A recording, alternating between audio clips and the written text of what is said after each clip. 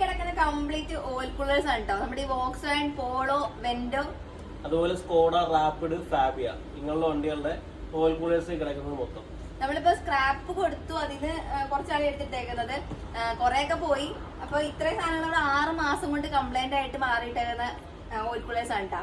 ഇത്രയൊന്നുമല്ല, കുറച്ചുകൂടി ഉണ്ടായിരുന്നു, കുറെയൊക്കെ സ്ക്രാപ്പിൽ പോയി. അപ്പൊ ഇത്രയും ഓയിൽ കൂളേഴ്സ് മാറിയിട്ടേക്കണത് എന്ത് കംപ്ലൈന്റ്സ് കൊണ്ടാണ് നമ്മൾ മാറിയിരിക്കുന്നത് ജസ്റ്റ് നിങ്ങൾക്ക് ഒന്ന് പറഞ്ഞുതരാം.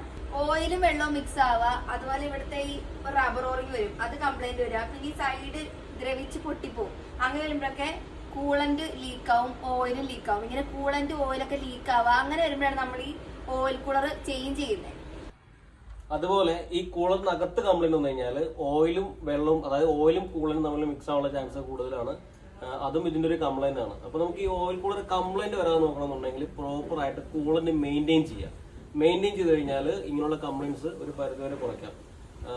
എന്ന് വെച്ചാൽ നമ്മൾ റേഡിയേറ്ററൊക്കെ ബ്ലോക്ക് ആവുന്ന പ്രശ്നങ്ങളൊക്കെ കൂളന്റ് യൂസ് ചെയ്ത് വരുന്ന. റേഡിയേറ്ററൊക്കെ ബ്ലോക്ക് ആയി കഴിഞ്ഞാൽ കണ്ടോ, ഇതുപോലെയൊക്കെ സൈഡിൽ നിന്നൊക്കെ തള്ളിപ്പോയി ഈ വഴിയൊക്കെ കൂളന്റ് ലീക്ക് വരാനുള്ള ചാൻസ് കൂടുതലാണ്. അപ്പൊ അങ്ങനെയൊന്നും വരാതിരിക്കണം എന്നുണ്ടെങ്കിൽ നല്ല ക്ലീൻ ആയിട്ടുള്ള കൂളന്റ് എപ്പോഴും യൂസ് ചെയ്യുക. ഇടയ്ക്ക് കൂളന്റ് മോശമാണെന്നുണ്ടെങ്കിൽ കൂളന്റ് ചേഞ്ച് ചെയ്യുക. അങ്ങനെയുള്ള കാര്യങ്ങളൊക്കെ ചെയ്ത് കഴിഞ്ഞാൽ നമുക്ക് ഇങ്ങനെയുള്ള സാധനങ്ങളൊന്നും കംപ്ലൈന്റ് ആവാതെ നമുക്ക് നോക്കാം.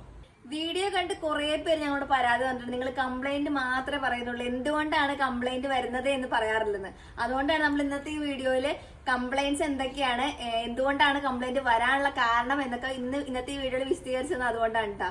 അതുപോലെ തന്നെ നമ്മൾ ഈ വോക്സ്വാഗന്റെ വീഡിയോസ് ചെയ്യുന്നതുകൊണ്ട് കുറെ ആളുകൾ പറയുന്നുണ്ട് വോക്സ്വാഗൺ മെയിൻ്റെനൻസ് കൂടുതലാണെന്നൊക്കെ. അങ്ങനെയല്ല, ഞങ്ങൾ കൂടുതൽ വോക്സ്വാഗൺ ചെയ്യുന്നത് കൊണ്ടാണ് നമുക്ക് ഇത്രയും കംപ്ലൈന്റ്സ് വോക്സ്വാഗന് പറയാൻ പറ്റുന്നത്. അല്ലാതെ വോക്സ്വാഗന് കംപ്ലൈന്റ്സ് കൂടുതലായത് കൊണ്ടല്ല. നമ്മൾ ഏത് വണ്ടിയാണെന്നുണ്ടെങ്കിലും നമ്മൾ സൂക്ഷിക്കുന്ന പോലെ ഇരിക്കും വണ്ടിയുടെ മെയിൻ്റെനൻസ്. നമുക്കൊരു ചെറിയ സൗണ്ട് കേൾക്കുമ്പോൾ തന്നെ നമ്മളത് ക്ലിയർ ചെയ്ത് പോകണമെന്നുണ്ടെങ്കിൽ ആ വണ്ടികൾക്ക് അതുപോലെയുള്ള മെയിൻ്റെനൻസ് കുറവായിരിക്കും. നമ്മൾ ഈ പറഞ്ഞ പോലെ ഈ കൂളന്റ് ചേഞ്ച് ചെയ്യാതെ ഇപ്പം ഈ കിടക്കുന്ന എല്ലാ കൂളൻ്റ് പ്രോപ്പറായിട്ട് മെയിൻറ്റെയിൻ ചെയ്ത വണ്ടികൾക്കാണ് ഇത്രയും പ്രശ്നം വന്നേക്കുന്നത്. മര്യാദയ്ക്ക് യൂസ് ചെയ്യുന്ന വണ്ടിയാണെന്നുണ്ടെങ്കിൽ ഇങ്ങനെയുള്ള കംപ്ലൈൻസ് ഒക്കെ വളരെ കുറവാണ്. അതിപ്പോൾ വോക്സ്വാഗൺ ആണെങ്കിലും ഏത് ബ്രാൻഡാണെന്നുണ്ടെങ്കിലും. അപ്പോൾ വണ്ടിയുടെ പീരിയോഡിക്കൽ സർവീസുകൾ കൃത്യമായിട്ട് ചെയ്യുക.